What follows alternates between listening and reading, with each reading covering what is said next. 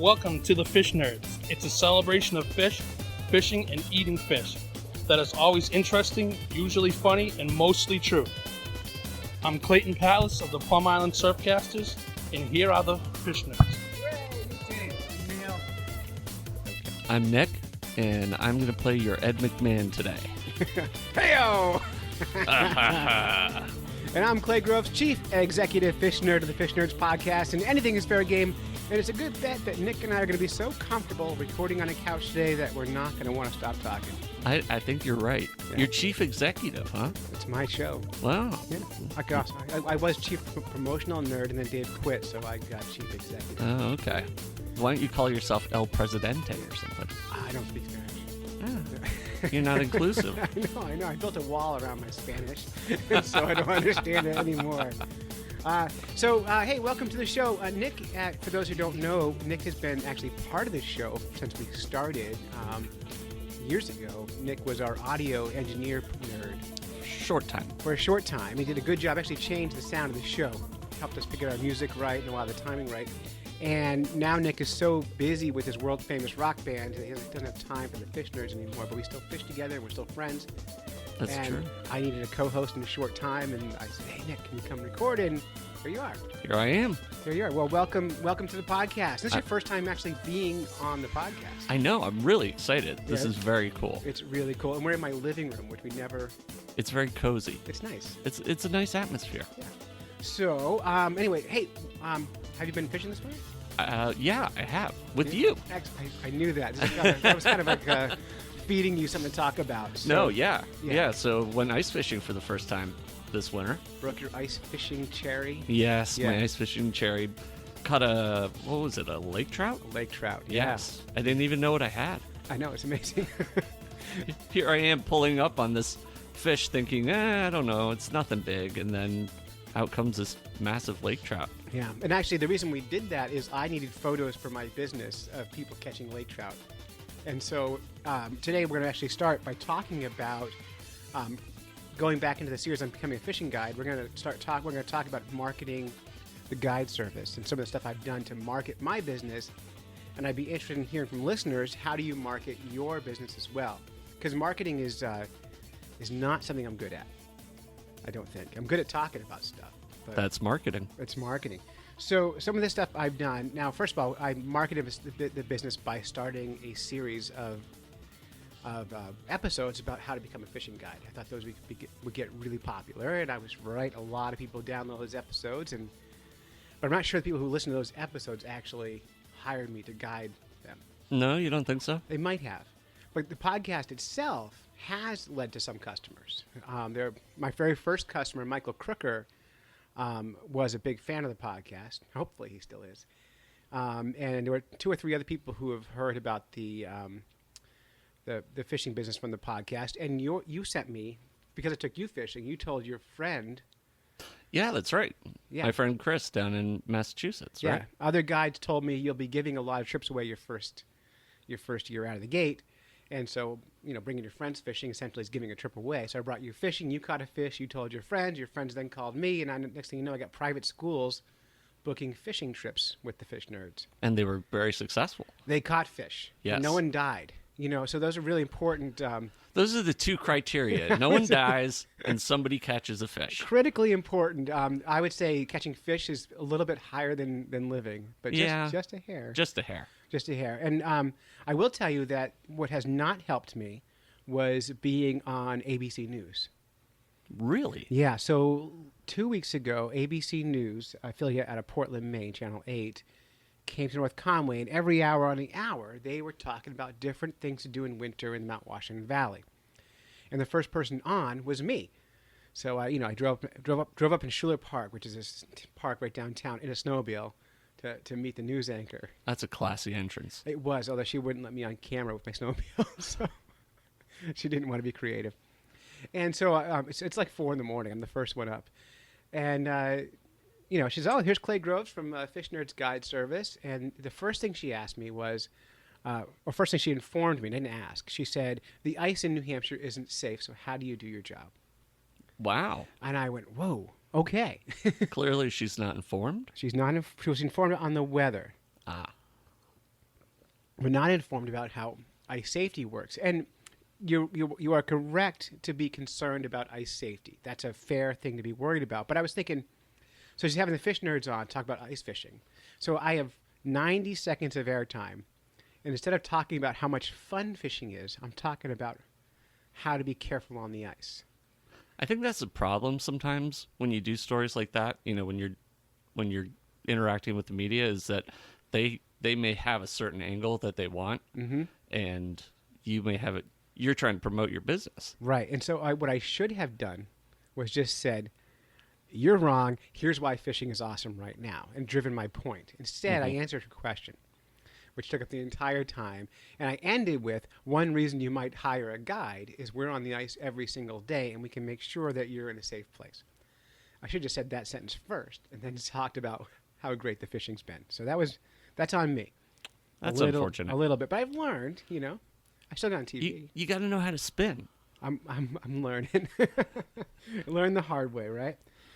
So that's one way. So I marketed through word of mouth. Took a lot of friends fishing this year who have never seen the ice.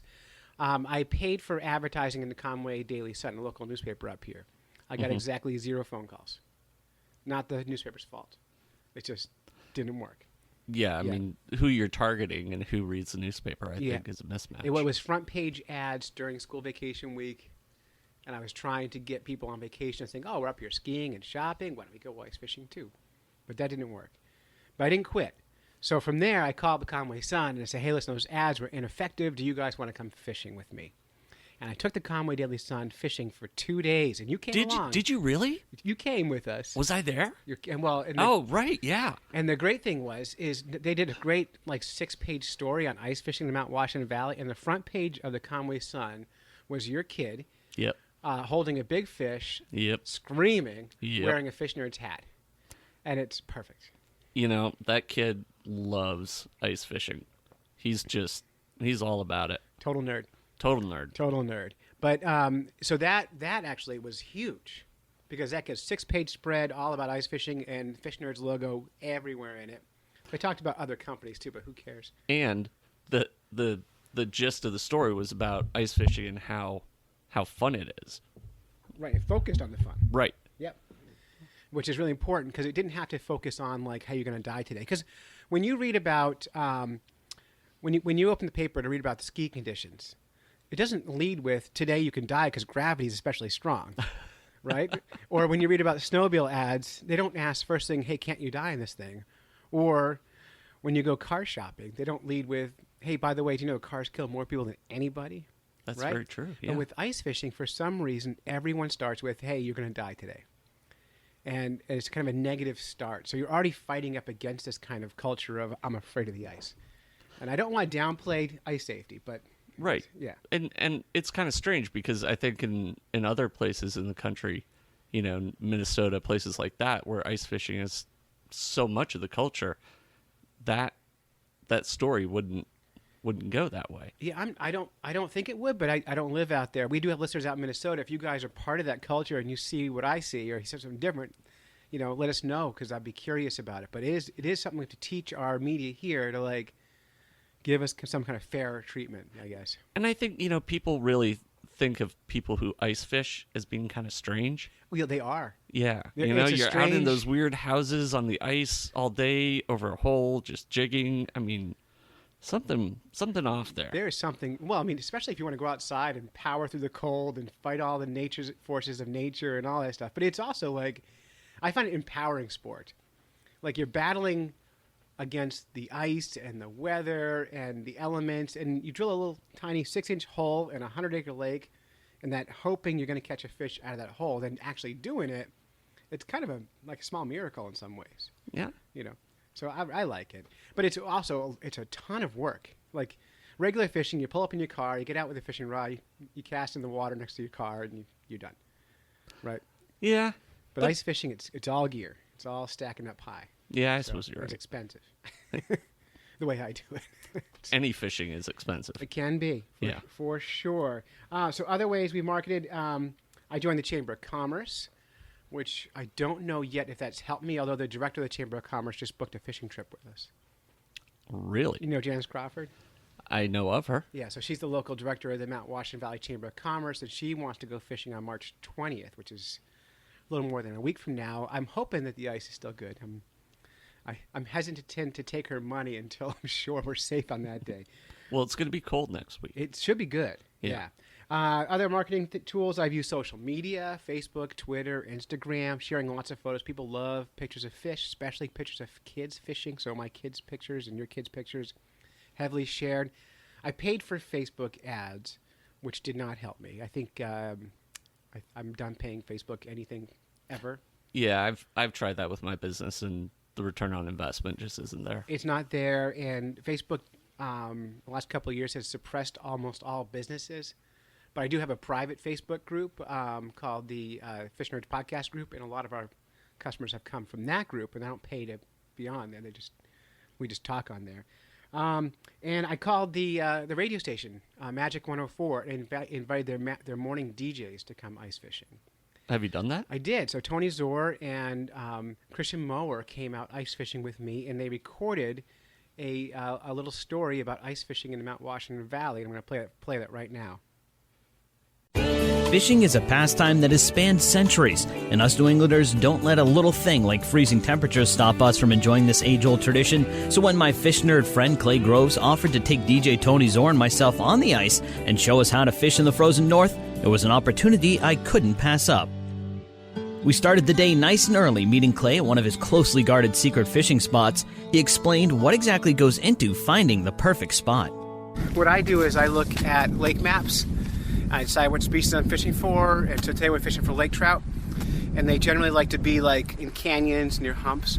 So this area of the lake, there's a big canyon, and it's a flat bottom here, about 40 to 50 feet deep, and it's a good place for them to chase smelt and yellow perch and to feed. And so I look at the map and I think that looks good, and I go drill a hole and I check it. And as a guide, we pre-fish. We come out the day before and we fish to try to figure out if we're right about it, so that we take the client out. Hopefully they're catching fish and not guessing with us. He also noted how important ice safety is, especially right now. Anything less than 4 inches is considered unsafe, but ice safety is a relative term. You might have 10 inches here, and there's a little creek over there that runs in. It might be 3 inches. Check ice as you go. Know the thickness. Know what you're doing. If you don't know, stay on. Don't guess. Originally, when I thought of ice fishing, I imagined a couple of guys, a handsaw, a pair of rods, and maybe a few cold beers. So when I saw Clay hauling a sled full of equipment, I was quite surprised. Of course, you have the basics, rods, bait, hooks, and jigs, but as Clay explained, ice fishing has evolved by leaps and bounds. He brought with him an electric auger to drill the holes in the ice, and a portable sonar that almost made fishing like a video game. So sonars are super popular for ice fishing, and they increase your odds for catching fish a great deal. And they just work like bats. So you drop a transducer cone under the ice, and the sound waves go down, hit the bottom, bounce back up, and record into the unit, and you'll be able to see the bottom, and you'll be able to see fish on the screen. And then the game is match your little jig up with the fish and trick them into biting. But as any good fisherman knows, even with the most sophisticated equipment in the world, you won't catch a thing without a good technique. You always want to be able to feel your jig, right? What I do is I hold it like a pencil, like go sideways like this. Okay, yep. The trick is when you get a fish on there, Yep. don't fight him too hard. Yep. Don't let loose line out. Like, he can run line out, but don't ever let your line get loose. Drop your line to the bottom, jig up a little bit, drop it down, jig up. Clay was instructing Tony on how to use a proper jigging technique to catch a trout when, as if on cue, a fish bit Tony's line. Move every 15 minutes until you find the fish. Oh, there he is. Don't let it loose. Reel the line. Reel it. You got a fish. Nice. Oh, wow. Yeah, that's okay. You can Take see your him. time. Take your time. Oh, my gosh. Take your time. Don't fight too hard. He'll get tired. Oh.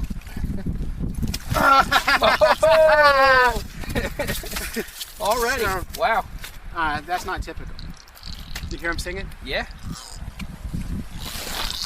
After a picture with his catch and a kiss goodbye, Tony let what Clay said was one of the biggest trout he'd ever seen caught in the lake go. You may be thinking, well, it seems simple enough to ice fish. Why on earth would I need a guide?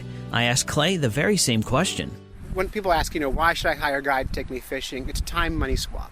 I've been fishing this lake for 8 years. For 8 years, I've had terrible times out here, and I figured out this year how to catch them. You pay me to take you fishing, I will save you 8 years of work. Tony, you just saved 8 years. And you're so young and pretty because of it. So that's what they describe. It's just, someone who knows the water, knows the fish, knows where they live, how to catch them, techniques, and will coach you through it. And I carry all the gear. I mean, you don't have to carry anything. Just carry your body out in the ice and wear your fancy hat, and that's it. So, simple. He also talked about what a typical day on the ice with a guide is like. It's cooking brats, it's a warm belly, hot coffee all day, or cocoa, if that's your thing. But this is not your grandfather's ice fishing trip. This is not setting traps and waiting all day long. This is active fishing. We've been out here today 25 minutes. How many Lakers so far? Two? That's not bad. Now, I can't promise things. It is fishing. Fish move around, but today is good. Tony, are you happy? I'm happy. Catch some more fish. After a few more hours on the ice, it seemed like the fish had bested me. With Tony getting 5 fish, including his one monster trout, I was starting to lose faith. But after a few secret hints from Clay, I finally landed the big one, or at least the big one's much, much smaller baby brother. The old saying goes that if you buy a man a fish, he eats for a day, but if you teach a man to fish, he eats for a lifetime. Well, after my adventure on the ice, my meals may be much smaller than Tony's, but the memories and good times we had on the ice will keep us entertained for a lifetime. To check out the pictures from our day on the ice with Clay, log on to our website, conwaymagic.com, and to set up your own fishing adventure, we'll just visit fishnerds.com. Okay, so that was that. I mean, pretty amazing, and they aired that on the morning drive radio time at Magic 104, and they just made fun of each other for hours after playing that little segment. That was fantastic. Yeah. Just in fairness to anyone listening, Nick didn't actually hear it yet. We're pretending. It was amazing. It was amazing. But what's amazing is getting it done. Yeah. Is just calling them up and say, hey, you want to go fishing? And what I've learned this year is, first of all, everyone says word of mouth is the best advertising. That's totally true. But in order to get word of mouth, you actually have to bring people fishing. And word of mouth also works with the media. When you call up the radio station and say, hey, you want to go fishing, they might say yes to you, or the newspaper. They might say yes to you. So I think anyone who's starting a business, maybe if it's something you can share with somebody that doesn't cost you a lot of time and money to do it, probably worth doing it, especially when you start up mode and you're trying to get things going. I think, the word of mouth also works because you're a personable individual. Yeah. So people respond to you. You're fun to be around. You make it a good time. And that's going to make a huge difference. Yeah. The other thing I learned too is I set up a bunch of different kinds of trips this year, trying to see what would work best. So here are some things I've learned this year. First of all, do not take cash at the boat launch for a trip, and that ties into my very next one, which is make sure clients understand what waterproof shoes are. Very different very different trip. Anyway, so no more negotiating the dock. The price is what it is. Probably we can negotiate on the phone ahead of time, but like... You know what your problem is, Clay? I'm nice. You're nice. I'm nice, and I shouldn't have You're a good been. guy. Yeah, but I get burned. Yep. So... You gotta dig deep and find that badass. I do. I gotta find it. The other things I've learned is always feed people on the ice. So I did a few trips where I didn't cook lunch for my clients or breakfast for my clients, and a few trips where I did. And it doesn't matter how many fish we caught. The trips we fed people on, They were happier. You get a nice cheeseburger on the ice, Mm-hmm. you leave happier. Exactly. You were on one of the trips. We had a bunch of kids out. Yeah. Got the grill out, fired up. I think all except for one kid was super happy that day. What, my kid? Your kid. No, your kid's actually super smart and determined to get his way when he wants his way. Yeah, he's... And do you mind if I tell the story? Go right ahead. So Nick's kid wanted to go on a snowmobile ride, and we're fishing. I'm trying to get the kids fishing, but he really wanted to go on a snowmobile ride. So then he got in his head, okay, well, at the end of the day, snowmobile ride back to the car. That's the next ride I'm going to get. So I'm cooking lunch, and he's like, "Can I go for a ride now?" I'm like, "Well, I'm cooking lunch. And I'm actually cooking on top of the snowmobile." And 2 minutes later, oh no, I fell in an ice hole. Yes. Now, my ice holes are 6 inches deep, and your kid's just about turned 10, right? Yeah, and his boots are waterproof. Yeah, and you're not going to fall in those holes on accident. So you're just not. He dunked his foot in and got wet, and... I was standing right there watching him. Yeah, game over. Yep. Yeah, so smart. He knows how to get his way. But, we were done anyway. It wasn't a big deal. But it was very, very good. Very well done. Imagine what I have to deal with every day. Every day. Every day. Because that's why you drink. Coffee. Yes. All right, 2 other things I've learned is guides are territorial. I've actually lost friends since opening a business. one of the guides who partnered with us on this project of how to become a fishing guide is no longer affiliated with us at all anywhere. Yeah, see, I just And- find that unbelievable. It's unbelievable. I don't want to badmouth anybody, but what I'm learning, and not just from this one guide, other guides I've talked to in Yeah. other states, they're all very territorial. They worry about what other guides are doing, what their pricing scheme is, how they're marketing, all that sort of stuff, and everything seems personal.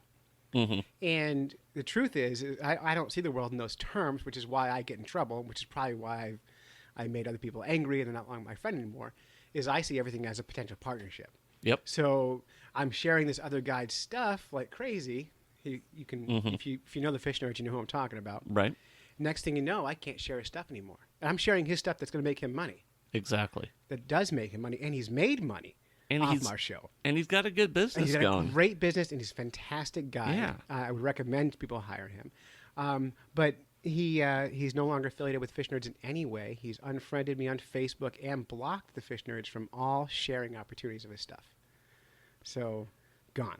You know, I heard this story. Yeah. And I made a point of not unfollowing him No, he does a good job. because I don't think that that's the way that you do business, and I don't think that that's the way that we promote the sport. No. So I'm not gonna just because he's done that, I'm not gonna do that. No, it's hard for me not to continue sharing his stuff. I see he's Right. got this great stuff going on. I went, oh, that's so cool. I want to share that, and I can't do it because he's blocked me. Yeah. So You know, that whole territorial thing though, Mm-hmm. that happens a lot in fishing. yes, You know, people get very protective about where they fish. right. The spots are important. Yeah. right? Yeah. And I'm just like, whatever. I'll know? give if anyone who knows me knows if they want to catch a fish and they email or call me, I'm going to tell them where to go to catch almost any species of fish. Right. And because my belief and the belief of a lot of actually not a belief, the truth is not enough people are fishing in New Hampshire. We're losing 4.5% of anglers every single year. Wow. And in order to keep fishing sustainable in the state and keep fishing game funded so that they can take care of the management, we need more fisher people. So it's good to have more people fishing. And when people are successful, they'll fish more and they'll explore more territory. Yep. If they like a spot I've been at and they catch fish where I fished before, awesome. I'll go fish with them. Or I'll go find new places because there are a lot of fish out there. Exactly. And it's not that hard. No. So, No. yeah, so that's what I've learned. And then, of course, I've learned that guiding is an expensive sport to make a living at. In a future show, I'll actually talk about the exact dollar amount I spent this year to open a business and get it going, and I'll talk about what I spent and what I've earned, Right. and we can balance the two out. And I think I've exactly earned nothing. Oh wow, you broke even? I think I have no debt. So I need to look at the numbers closer, but I think I've just about broken even. I might have 20 or 30 bucks ahead. You know, for the first year of a business, that's not bad. There's no debt. There's no debt. There's no debt. And my biggest expenses, I have 2 snowmobiles, and every other week one breaks. But right now I've got two repaired snowmobiles that both work fine, and we have no snow. So snowmobiles are like boats, apparently. They're like boats, only they Yeah, don't the float. happiest day for an owner of a boat is the day they buy it and the day they sell it. Exactly. Yep. Yeah. But I think not having it in this business would be challenging because people really like the snowmobile rides, Yeah, and the kids Except love me. them, except for you. I know. I'm weak. All right. So have you heard of the Effin Book Club? I have heard of the Effin This Book is Club. the Fish Nerds Book Club. Jeff Danielson, one of our correspondents, came up with this concept, and every month or so we're reading a new book to be discussed on an upcoming show. The book we read last month was Cod, the biography of a fish that changed the world, which was a good read. And now we're reading for the next month. April the 10th is the deadline to have this read by if you want to be part of the story. Okay. We're reading The Founding Fish, which is about shad, the American shad. Oh, so that explains all the posts about shad. Yeah, so on the Fish Nerds podcast page, there's all kinds of shad conversations happening right now. As people read the book, they're like, wow, does it taste good? Are they fun to catch? How can I catch them? And I haven't read the book yet, but I've had heard that if you read the history books of the Merrimack Valley, they talk about salmon in the river so thick you can walk across them. Mm-hmm. And they would call them white salmon, and what they meant was American shad. Actually, it wasn't salmon they were talking about at all. No kidding. And so I'm interested in seeing if this book has that information in it, because I haven't read it yet.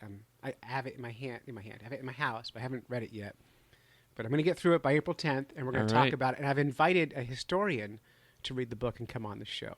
Well, that'll be cool. I don't know if she's going to come or not, but there's a podcast called Ben Franklin's World, which is a very good history podcast. And my friend Liz Covart runs that show.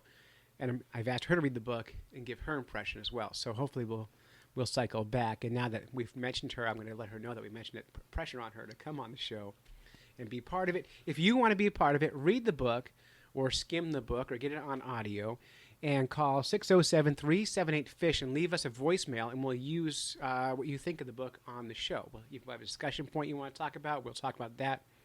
And we'll have a good time talking books and getting super nerdy about books, which is great. And you can go to your local effing library and check that out anytime. Who came up with the name? The effing book club? Yeah. Well, Fish Nerds is effing, right? Yeah. So it's not that clever. I don't know. I wouldn't have thought of it. Yeah. Well, everything we do is effing everything, right? Effing everything. Effing everything. You ready for some fish in the news? Fish in the news. Fish in the news. And just give me a second to pull this up. This is super good news. It is amazing. I would say it's a miracle. I would say it's the goodest of all news. Yes. All right, this is from the Post and Courier, a Pulitzer Prize winning website, apparently. I don't know where it's from. Woman sees image of Jesus on the back of a stingray. This is from Brenda Ringe. And it's not as famous as the grilled cheeses or the nun bun, but the image a James Island woman found Friday on the back of a dead cow-nosed ray may be one day. And here's a quote. I just kind of thought it looked like a bearded homeless man, said Erica Schelt, 24. But when I posted pictures on Instagram, one of my friends was like, hey, that's Jesus. And I was like, oh my God, you're right. Oh my God. Oh my God. You want to know why the media is failing us?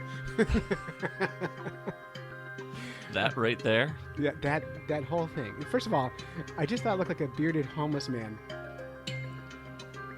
There's a very small step between bearded homeless guy man and Jesus. Yeah. Yeah. In fact, he might have been. The little I know about Jesus, he might have been A bearded. a bearded homeless guy. Yeah. Yeah. Beardless homeless guy. Walking across the desert and all that. That's what they say. And well, and in the article they did say something about Ray meaning king. Well, let's read it. All right, so Schelt and family members have been trying since then to name her find. So far, they've come up with Ray, R-E-Y, meaning king in Spanish. There you go. Yep. I like that, Ray. Ray.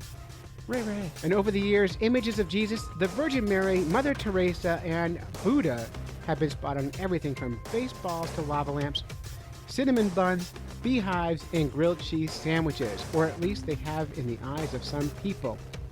Coincidentally, or maybe not, one of the most recent sightings of Jesus on an inanimate object came on Ash Wednesday when a man in Espanola, New Mexico found Christ on a tortilla. But as far as it's known, never has such an image appeared here in the holy city until last week. This is really exciting news. It is. I'm wondering, Christ on a tortilla, is that like a signature sandwich or something? It sounds delicious. It really does. Yeah, what kind of sauce would you put on Christ on a tortilla? Ooh. I don't know. Yeah, a chipotle? Something hot. Yeah, it had to be hot. You Yeah. want some spice. You want bite to it. Yeah. Yeah. Or maybe you don't want hot. Maybe I'm thinking about a different kind of sandwich. So,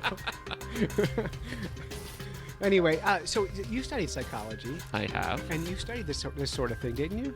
Back in the day, like intro Probably. psych. You This is probably really back in basic intro. stuff. Yeah. So here's the new challenge, Fisher's Challenge, and we're gonna we'll make a real challenge out of this summer when fishing gets good. But I want you to catch fish and look at the patterns of scales and markings and try to see objects or images, just like cloud bursting for fish. And I want you to share those pictures on the Fish Nerds podcast page on Facebook or tweet at us or whatever. Your fishy images. If you see Jesus, we want to know about it. If you see, Garfield. Garfield, we want to know about it. If you see Donald Trump, maybe Well, we still want to know. So whatever you see, we want to know what it is on your fish scales. And some fish have great patterns, like redfish have really cool blotches, and you can identify individuals by their black spots. No kidding. So maybe those black spots can be like images of something, right? So that's If you hold it far enough away, then pixelated dots all blend. it's like a Rorschach test. Yeah. But people see whatever they want to see anyway. So way fun, and so I'd love to see what people come up with. And by the way, you're welcome to Photoshop as much as you want. We don't really care. So have a really good time with it. Let's make it a thing. Make it the next effing thing. Is that what you're gonna say? Yeah. I'm quick on these. All right, and this is from the San Diego Union Tribune. Uh-oh, We have audio. I don't like when when the internet starts Autoplay. autoplay. I got to auto mute. All right, this is from the San Diego Union Tribune. Homeless fish find shelter at koi show. Homeless fish find shelter at koi show. Homeless fish. Yeah. Before we even read into it, what does that mean to you? Well, I already read the article, but You've done more than I have. okay. But I guess homeless fish are fish that don't have a home. Okay, so let's think of a koi, for example. Okay. A koi is a pet fish. Right. A homeless koi doesn't live long. Because Well, their home is the tank, exactly. right? Exactly. So, I would think it's more like almost homeless fish. Right. Like they're anticipating being homeless. The bank's gonna foreclose on their house or something. But Well, koi are valuable, so maybe there's something to it. yeah. All right, let's read this. So this weekend, koi fish enthusiasts from all over Southern California will gather in the Del Mar for the San Diego Koi Club 30th annual show and competition. Yet as prized as these oversized jewel-toned fish may be among collectors, a small segment of this scaly population will fall between the society's cracks. I love this. These are the vagabond koi, fish who've been abandoned, neglected, orphaned by their owners' death, or who have become too numerous or costly to maintain. Fortunately for the homeless fish, they have a protector. Over the past 3 years, Jerry Myers of Lakeside has rescued nearly 3,000 koi from ponds around the country. In most cases, found them new homes, and this weekend Myers will host a vagabond koi booth at the show with 150 young fish available for adoption. That's sweet. It is. It's actually it is pretty cool what he's doing. Yeah. I was watching one of those like monster fish shows on Discovery or whatever, Yeah. and they were catching koi Yeah.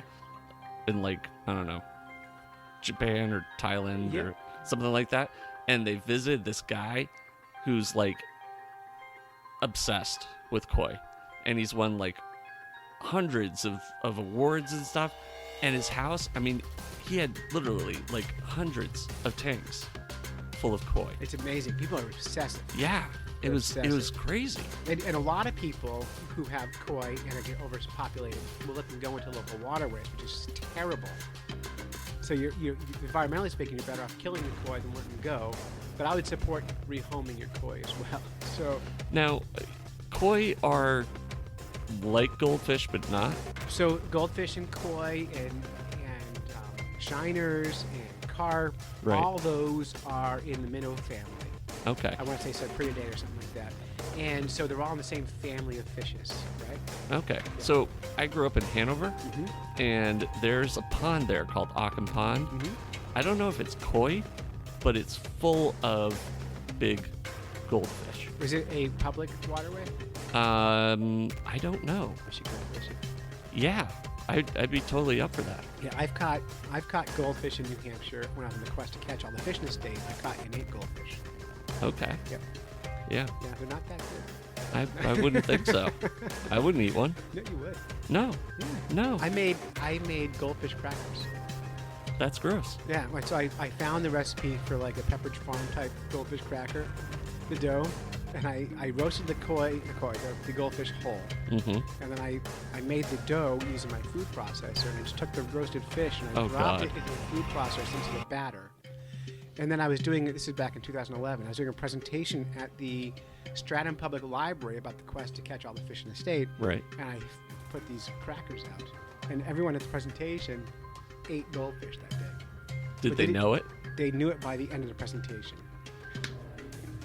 Nice. Yeah, Nice. because that's the kind of guy I am. That's the kind of guy you are. All right, so this article goes on. The Koi Rescue Group is just Myers' latest cause.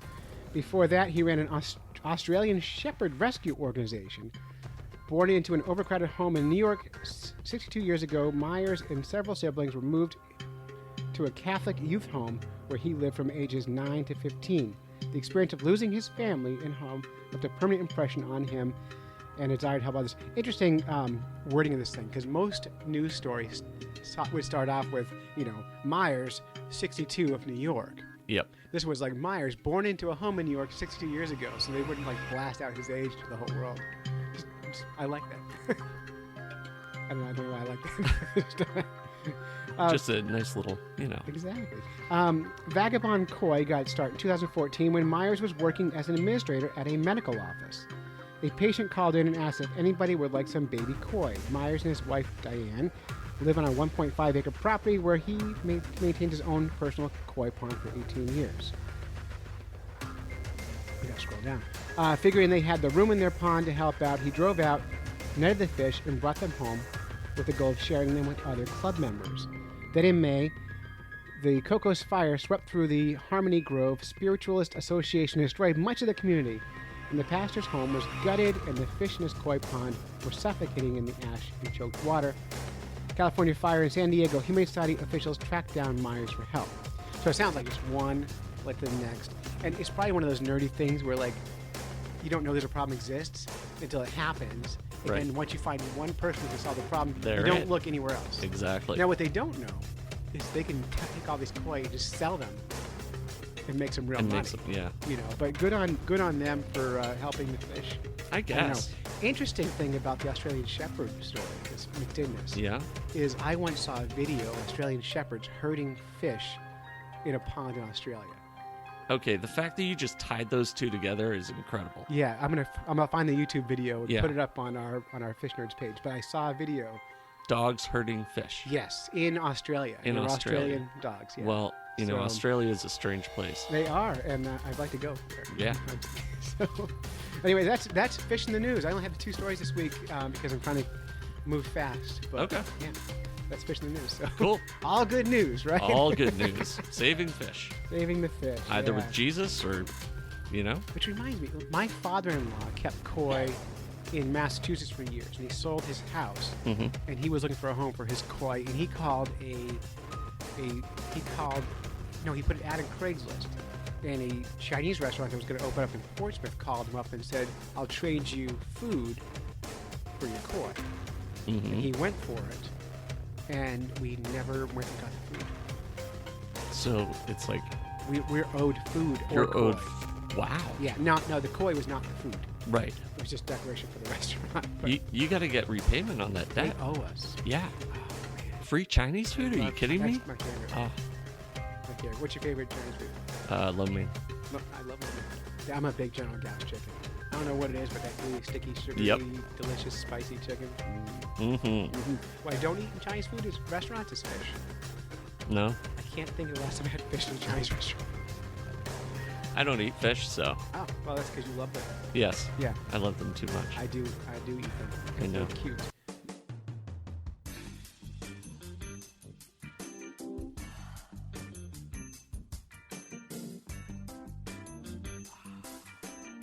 Our show is supported almost entirely by Patreon. Patreon is an online crowdfunding source for artists. And believe it or not, making a podcast is like making art. It's ongoing entertainment every single week.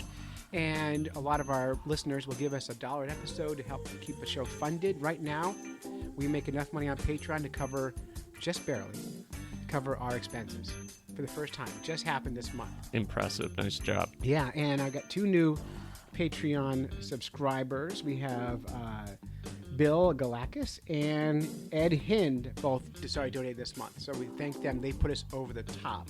Nice job, guys. Yeah, and we have 1 Patreon subscriber at the highest level at $25 an episode.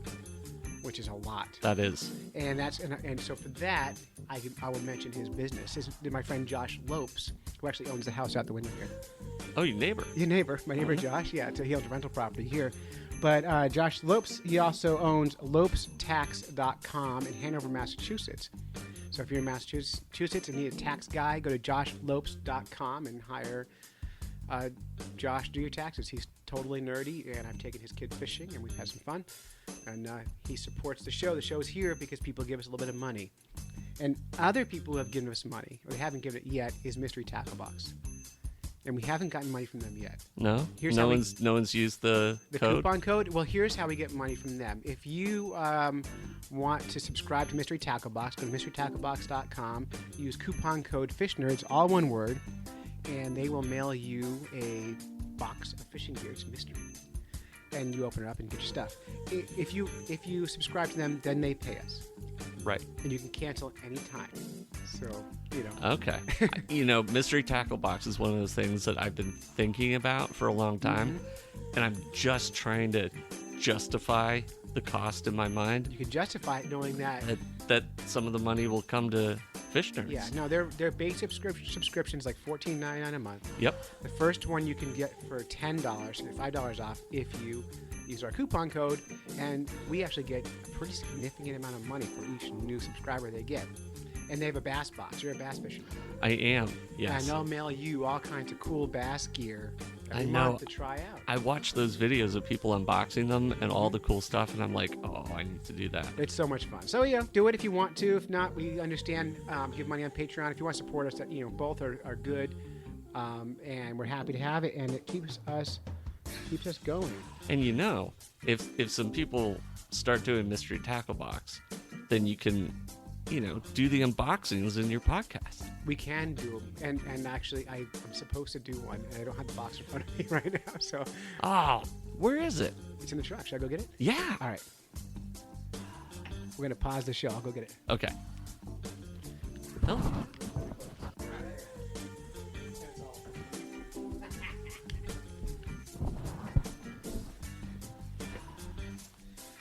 All right, I'm out of breath. Are we still recording? We are still recording, barely. Clay All right. just ran a marathon. I did. Nice job. That's why I'm so pretty. All right, Yes. so this is actually the Pro Box. This is the more expensive. Oh, I'm so excited. I know. So we're going to do an opening. This has been knocking on my truck here for a couple of weeks. You've just been waiting for the right And opportunity. Waiting. It says #HappyDance. And here's what we get. This is cool. It's called Real Floating Buzz. How would you describe this thing? It's blue. Mm-hmm. I can't imagine what you catch with it. It's like one of those Alabama rigs. Mm-hmm. It's wow.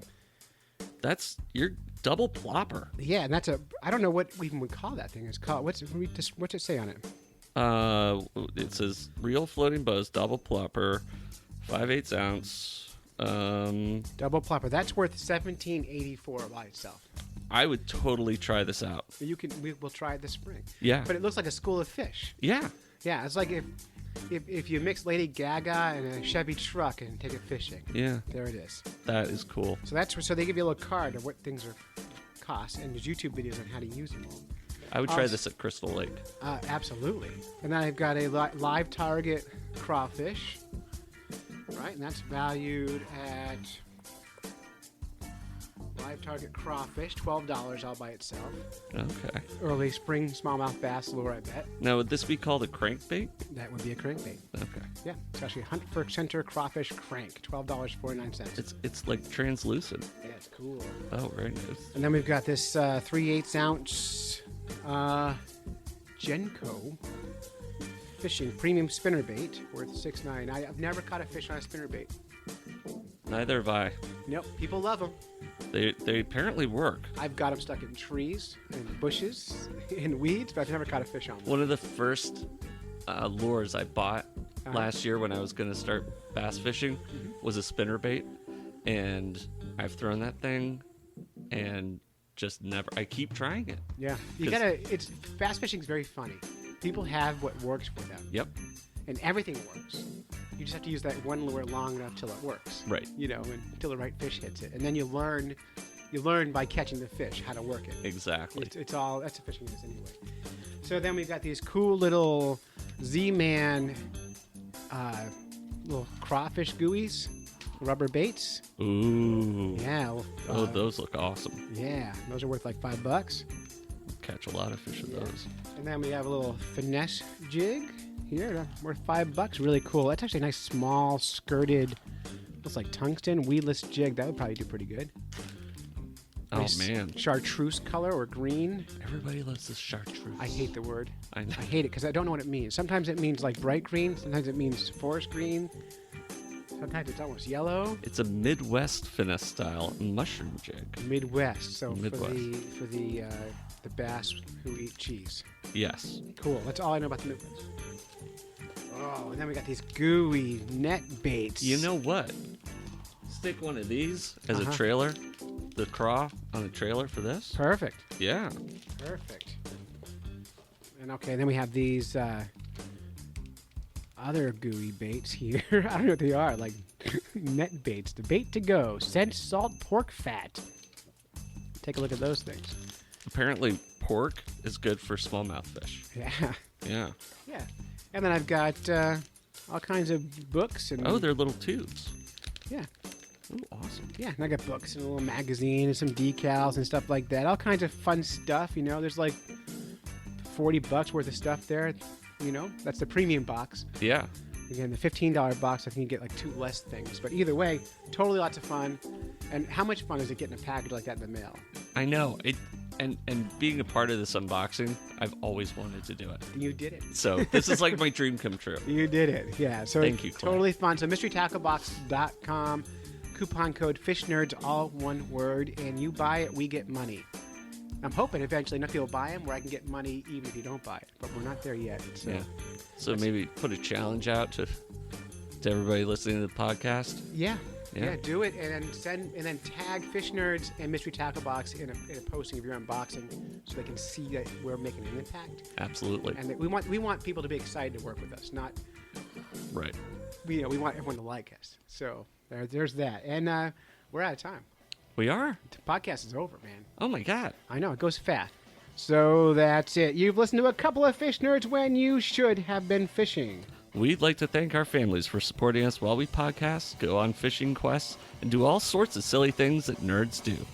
If you would like to support Fish Nerds, you can go to patreon.com and search for Fish Nerds and help us crowdfund this podcast. Yeah, give us a freaking $1. I mean, it's really all we're asking for. Yep. And special thanks to Nick Hudson Swagger of Diana's Bath Salts, the third best band on Town Hall Road. Is that right? Yeah, they're best. Third best in Intervale. So thanks a lot for coming on the show. We appreciate your support. This was a blast. Until next time, follow the code of the Fish Nerds, spawn early and often, And avoid free lunches with strings attached. swim against the current every chance you get. Cool. You know, I just ordered some shirts that say spawn early and often on the back of them. That's cool. Cool. All right, thanks. You're welcome.